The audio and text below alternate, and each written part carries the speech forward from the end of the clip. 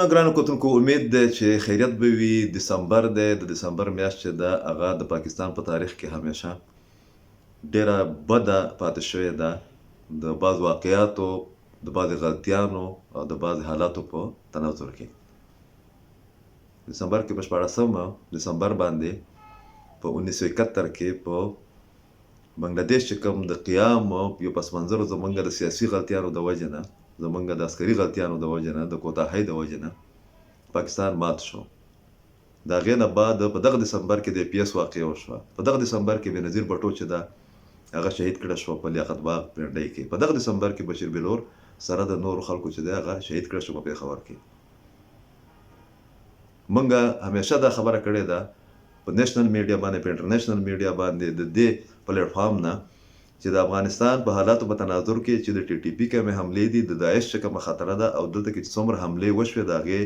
تعداد چې د شمېره چې کوم ده، خو د دې نوټس وفاقي او صوبایي حکومت وانغستو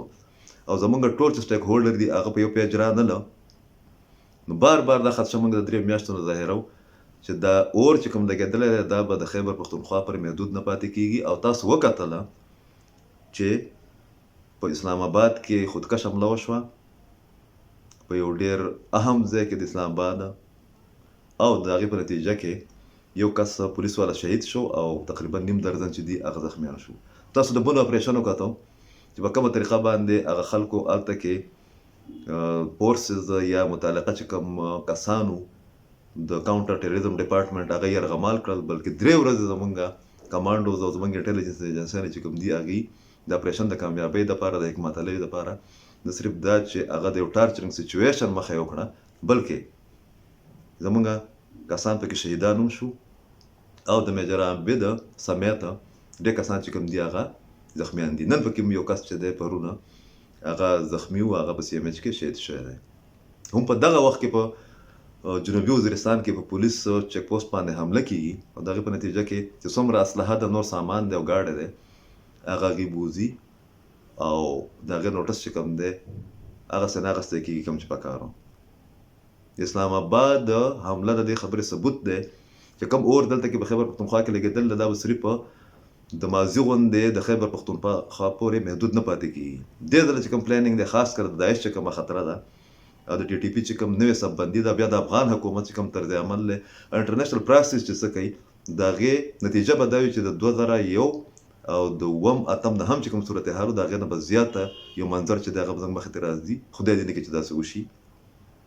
بل طرف ته تاسو وګورئ چې زموږ وفاقي حکومت، زموږ صوبایي حکومت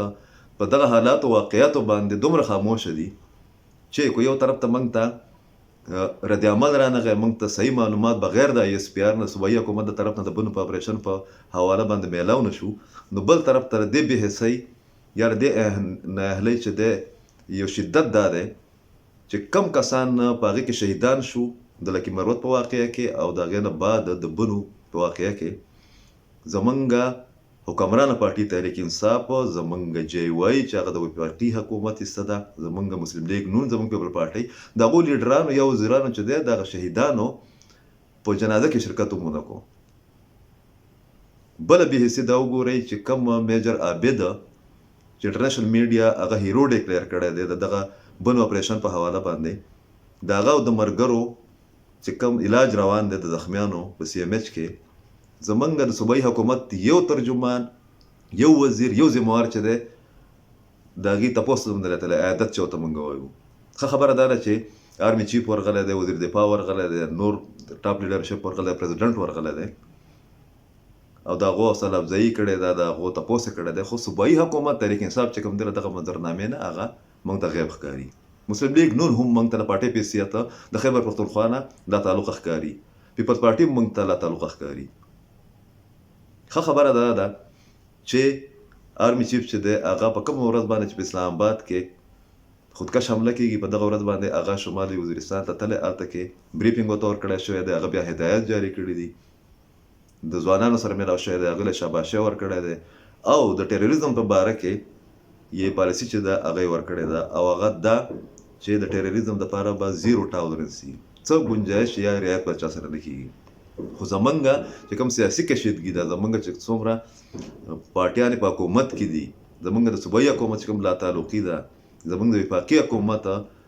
چې کوم رویه ده دا د پاکستان د سلامتۍ دپاره خاص کر د خیبر پښتونخوا لپاره ډېر خطرناک صورتحال ده. پکار دا ده چې کومې پارټیانې په دې صوبه کې اګزسټنګ پوزیشن کې دي چې هغه د دې نوټس ورکړي، صرف د بیانات د حده پورې چې دی مسله نه حل کېږي. پکار دا ده چې وفاقي حکومت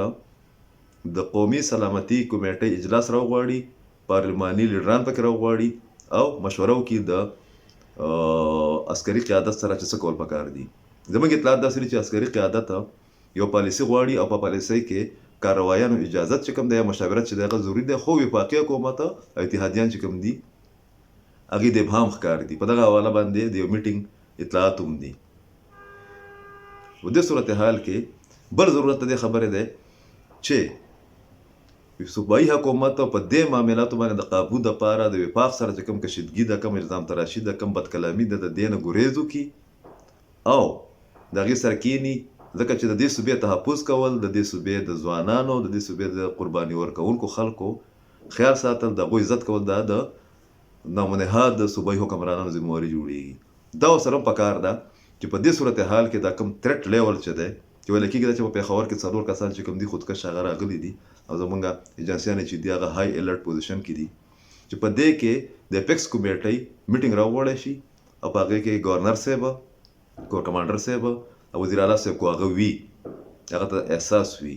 او زموږ چې کوم حکام دي هغه کښېني او یو لایحه عمل جوړ کړي. کو دغه لاپروايي یا لا تعلقي روانه وي نو د دې ټول ذمهواري چې کوم ده، کو دا حالات نور خرابېږي، هغه به زمونږ وفاقي حکومت او زمونږ صوبایي حکومت او زمونږ پولیټیکل فورسز وي. ډېره مننه.